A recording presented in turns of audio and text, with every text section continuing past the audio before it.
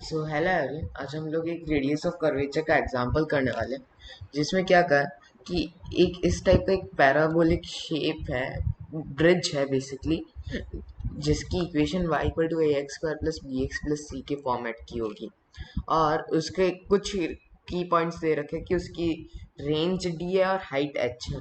तो उसका radius of curvature, ये टॉपेस्ट पॉइंट जिसका coordinate D by two comma H होगा, उधर रेडियस ऑफ कर्वेचर क्या होगा ये हमें फाइंड आउट करना है। तो इसके लिए हम दो मेथड से जाने वाले हैं। पहला तो है कि through a mathematical manner, and second is through help of physics.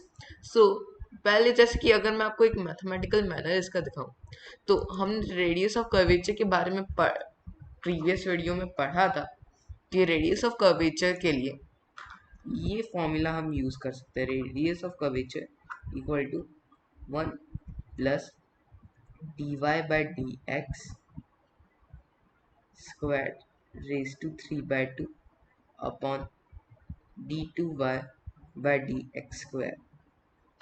This is the formula for radius of curvature. Basically ये फॉर्मूला मैंने अपने प्रीवियस वीडियो में डिराइव भी किया है, सो आप उस वीडियो को चेकआउट करना।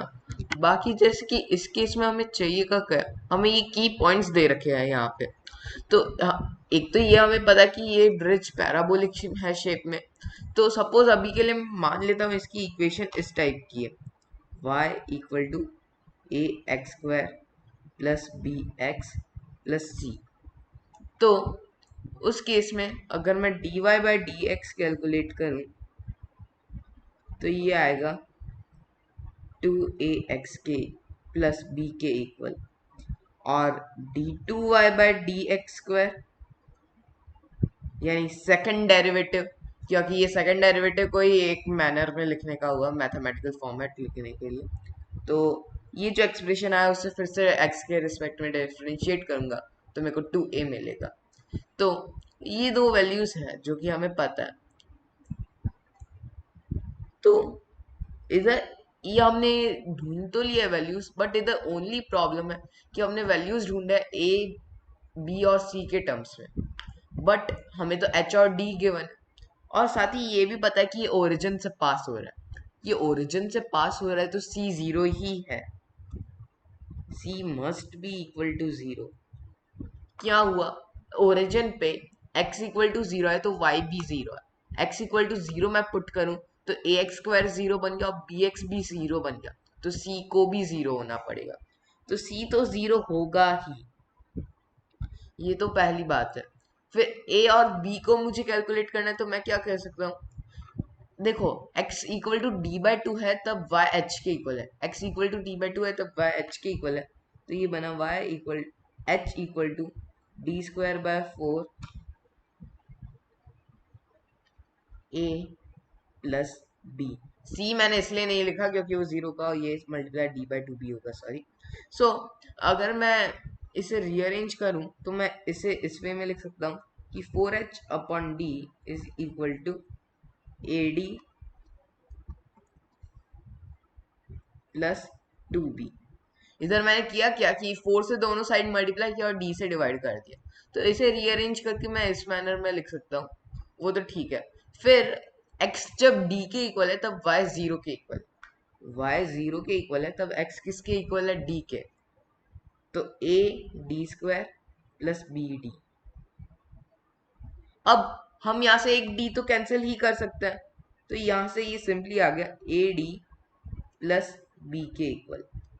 तो मैं इन दोनों इक्वेशन को सब्ट्रैक्ट कर दूं तो मेरे को यहाँ से मिला कि b must be equal to 4h upon D.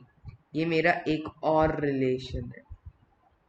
और दूसरी बात, b 4h बाई डी के इक्वल है तो c किसके इक्वल होगा,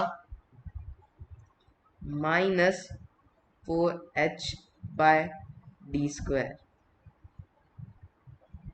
अगर हम c को c नहीं, सॉरी सॉरी, ए इसके इक्वल होगा। बी 4h बाई डी है तो मैंने क्या किया, ये जो इक्वेशन है इधर d को 4h बाई डी डालूं तो मेरे को a की वैल्यू मिल जाएगी। ओके, तो ये तो थी वो जो दो इक्वेशन जो कि मैं कैलकुलेट कर सकता हूँ, a b एंड c। वैसे c का इधर कैलकुलेट करने की जरूरत भी नहीं है, बट ओके, सो हमने ये सारे वैल्यूज कैलकुलेट किए। तो मैं अगर हमारे इस रिलेशन में ये वैल्यूज को प्लग इन करूं, तो r इज इक्वल टू, देखो dy बाई डी एक्स किसके इक्वल है, 2ax plus b, 2ax plus b whole square raise to 3/2 upon second derivative, वो क्या है 2a। तो इधर मैं इसे फर्दर सिंप्लीफाई करता जाऊं नीचे, तो इधर मैं क्या कर सकता हूँ, एक तो इसे पूरा एक्सपांड कर दूं, 1 plus 4a square x square plus b square plus 4ax b whole raise to 3/2 upon 2a। तो मेरे को रेडियस ऑफ कर्वेचर ढूंढना कब है, जब x इक्वल टू d/2 हो। ओके, उससे उसके अलावा सबसे पहले हम a और b की वैल्यू पुट कर देते हैं। ओके, a किसके इक्वल है, -4h/d² के, a स्क्वायर तो पॉजिटिव हो ही जाएगा, तो ये बना 1 plus 16h, sorry 16 into 4, that will become 64h² by d power 4 x square. ये तो मैंने a की वैल्यू डाली, फिर b की वैल्यू मैं प्लग इन करूं, b किसके इक्वल है 4h/d के, तो वो उसका स्क्वायर करेंगे तो ये आ जाएगा नॉर्मली 16h² by d² के इक्वल। फिर 4ax/b, ठीक है, तो ये माइनस साइन है इसलिए a नेगेटिव है, इसलिए minus sign, -4 -4 a into b क्या हो जाएगा, 16h² bye d³ whole raise to 3/2। ये आ गया एक्सप्रेशन सिंपली। अब 4 into 16 को मैं क्या लिख सकता हूँ, 64, तो 64 मैं बाहर ले जाके रख देता हूँ, और ये पूरा 2a से डिवाइड करना है, 2a की जगह ये क्या बन जाएगा, -8h/d²। अब मेरे को रेडियस ऑफ कर्वेचर ढूंढना कब है, जब x किसके इक्वल हो, d/2, क्योंकि वही तो हमारे केस में टॉप पॉइंट हुआ। ओके, तो r को मैं x को मैं d/2 रखूं, तो ये जो वैल्यू क्या आएगी, वो क्या आएगी। तो देखो सबसे पहले इससे मैंने d/2 रखा, ये 1 है, यहाँ पे d/2 रखा तो d²/4 एक कैंसिल हो गया, तो ये बना 16h² by d², ये भी रहा 16h² by d²। अब यहाँ पे मैं रखूं x को d/2, तो क्या हो जाएगा, यहाँ पे ये बन गया -32h² by d² whole raise to 3/2 upon -8h/d²। तो सिंपली ये तीनों टर्म्स आपस में कैंसिल आउट हो गए, तो r at d/2 किसके इक्वल आया, -d²/8h।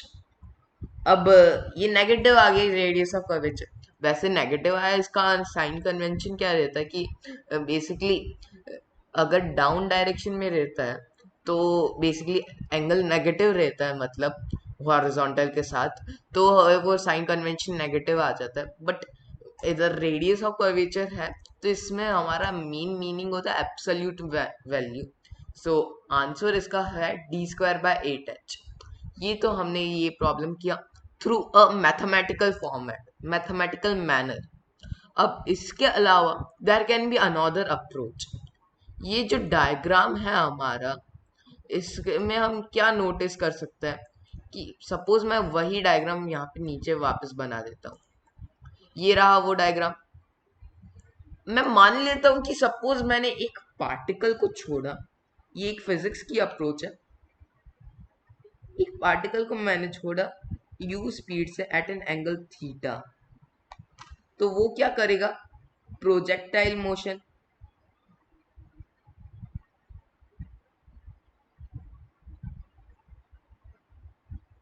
और हमें ये पता है कि प्रोजेक्टाइल मोशन कैसी होती है, पैराबोलिक होती है इक्वेशन में। तो हमें बस u और थीटा जो इनिश हम कैसे थ्रो कर रहे हैं, एक पार्टिकल को ऐसे थ्रो कर रहे हैं ताकि वो इस पूरे ब्रिज के पाथ पे मूव करे। तो मैं u और थीटा को जस्ट ऐसे सेट कर दूं ताकि वो इसी पैराबोला के इक्वेशन में जाए, ट्रैवल करे।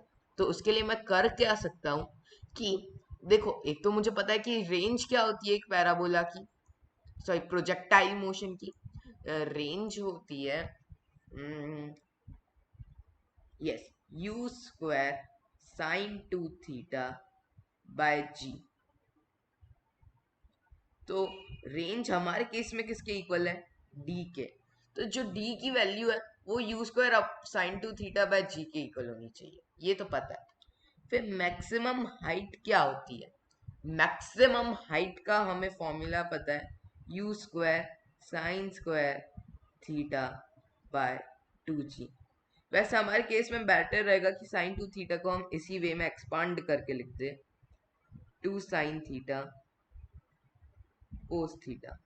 हमें एच और डी तो पता है, हमें यू और थीटा ढूंढना है इन दो इक्वेशन से।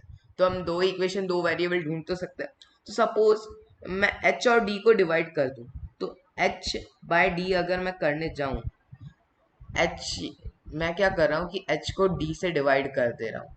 तो उस केस में होगा क्या, जब हम एच को डी से डिवाइड करेंगे, कि एच बाय डी किसके इक्वल आ जाएगा, देखो ये बना टेन थीटा बाय फोर के इक्वल।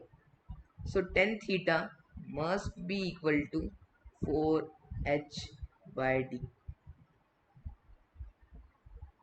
ये तो था टेन थीटा की वैल्यू फाइंड आउट कर सकते हैं हम इसमें। मतलब जो एंगल थीटा है वो फोर एच बाई डी, उसका tangent four h by D के इक्वल है। ओके, ये एक बात हमें समझ में आई। और वहीं दूसरा हमें क्या कह सकते हैं कि tan theta four h by d है, तो सपोज मैं ये रिलेशन ले लेता हूँ, u square sine square theta by two g equal to H.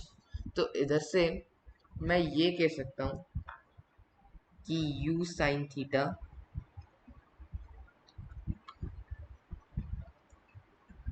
Equal to root two g h. तो मेरे को u की वैल्यू फाइंड आउट करनी है, तो मेरे को एक वे में साइन थीटा कैलकुलेट करना है। साइन थीटा क्या होगा, मैं इसे एक ट्रायंगल की तरह कंसिडर कर सकता हूँ जिसकी एक साइड 4h है, एक साइड d है, ये एंगल थीटा है। तो ये लेंथ कितनी होगी, yes, under root 16h² plus d square, Pythagoras theorem simply. So sine theta किसके इक्वल होगा, इसका इससे रेशियो, तो 4h upon under root 16h² plus d square multiply u under root two g h के equal है। तो जो speed u है वो क्या होनी चाहिए, वो भी इधर से हमें मिल गया। ठीक है, तो जो स्पीड u है वो होगी under root g h by 8 multiply 16h² plus d square. जो स्पीड u है वो इसके इक्वल आया।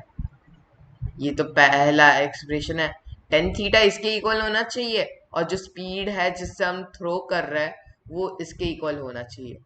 तब वो पार्टिकल इसी पूरे प्रोजेक्टाइल पे ट्रैवल करेगा। ये पॉइंट हम नोट कर सकते हैं। तो एक तो हमने ये रिलेशन बना दिया। अब हम और क्या कर सकते हैं कि मेरे को रेडियस ऑफ कर्वेचर ढूंढना है टॉप पॉइंट पे। तो टॉप पॉइंट पे अगर मेरे को ढूंढना है, तो मेरे को ये पता है कि टॉप पॉइंट पे स्पीड सिर्फ और सिर्फ यू कोस थीटा बची होगी, क्योंकि जो वर्टिकल में स्पीड है वो तो जीरो रही है और हॉरिजॉन्टल में स्पीड चेंज नहीं हो रही है, इसलिए सिर्फ स्पीड यू कोस थीटा बच रहा है और ग्रेविटी नीचे जी एक्ट कर रहा है। ओके, अब अगर मैं यहाँ के छोटे से पार्ट को एक सर्कल ट्रीट करूं, जस्ट अ सेकेंड। ये जो छोटा सा पार्ट बन रहा है यहाँ पे, उसे मैं सर्कल ट्रीट करूँ और उसकी रेडियस सपोज r है, तो ये पता है हमें कि जो सेंट्रिपिटल एक्सेलरेशन है उस सर्कल के लिए वो होगा v² बाय आर के इक्वल। और वो वहां पे पर टोटल एक्सेलरेशन क्या है, एक्सेलरेशन नॉर्मल डायरेक्शन में किसके इक्वल है, g के। उस पॉइंट के लिए, उस पॉइंट के लिए g के इक्वल है, v² बाय आर g के इक्वल है। और v यानी कि टोटल स्पीड वहां पे टेंजेंशियली वो किसके इक्वल है, u कोस थीटा के इक्वल है। तो r आ गया u² cos square theta bye g के उस पॉइंट के लिए। सो हमने u की वैल्यू फाइंड आउट की है, तो u मल्टीप्लाई मैं कोस थीटा करूं। कोस थीटा मेरे को यहाँ से दिख रहा है कि कोस थीटा किसके इक्वल होगा, इस ट्राइंगल की हेल्प से हम कह सकते हैं कि वो होगा d upon under root 16h² plus d² के। तो u को मैं कोस थीटा से मल्टीप्लाई करूं तो u कोस थीटा जो जिसके इक्वल होगा, देखो ये जो चंक है और ये चंक है वो आपस में कैंसिल आउट ही हो जाएंगे। तो फाइनली आ गया d under root g h by 8 के इक्वल। तो u कोस थीटा इसके इक्वल है, तो u² कोस स्क्वायर थीटा किसके इक्वल होगा, d² g h by 8, d² g h by 8, और वो पूरा g से ही डिवाइड कर दे। Okay, just a second. So cos theta किसके इक्वल था, d upon under root 16h² by plus d² के। तो इस एक्सप्रेशन को मैं इससे मल्टीप्लाई करूँ u से, तो मुझे फाइनली मिलेगा d एक बाहर रहा और अंडर रूट में बचा under root g h by 8। फिर मैंने इस क्वांटिटी को स्क्वायर कर दिया, तो ये आया d² g h by 8 divided by g के इक्वल। तो यहाँ से radius of curvature, I think so हम कहीं पे मिस्टेक कर रहे हैं, लेट मी जस्ट चेक। देखो टेन थीटा तो 4h बाई डी के इक्वल, ये हमने पहले दिखाया। फिर u साइन थीटा यहाँ से दिख रहा है कि अंडर रूट 2gh के इक्वल होना चाहिए। u sine theta under root 2gh के इक्वल है, तो u मेरे को फाइंड आउट करना है। तो साइन थीटा किसके इक्वल है, 4h upon under root 16h² plus d² के। तो ये यहाँ पे एक्सप्रेशन ये रहा। फिर ये 4h को मैं नीचे ले गया तो अंडर रूट 16h² बना। अच्छा हाँ, ये जी एच बाय 8 नहीं है, ये है जी बाय 8h, यही एक फॉल्ट है। ओके, सो ये जी बाय 8h है, तो ये एक्सप्रेशन भी बन जाएगा जी अपॉन 8h। तो ये मैं इधर प्लग इन करूँ तो ये यहाँ से सिंपली इसके इक्वल है, तो ये आ गया d² अपॉन 8h के इक्वल। सो ये दो डिफरेंट डिफरेंट वेज हुए रेडियस ऑफ कर्वेचर को कैलकुलेट करने के लिए। सो इधर हमने किया क्या, पहले तो एक मैथमेटिकल अप्रोच से गए जो कि एक प्रिटी इजी मेथड है, और वहीं अगर हम फिजिक्स के मेथड से जाए तो वो प्रिटी कूल लगता है, थोड़ा सा ज़्यादा स्टेप्स है बट कूल मेथड है। सो इसी के बारे में मैं एक नेक्स्ट वीडियो में भी डिस्कस करने वाला हूँ। Okay, bye everyone.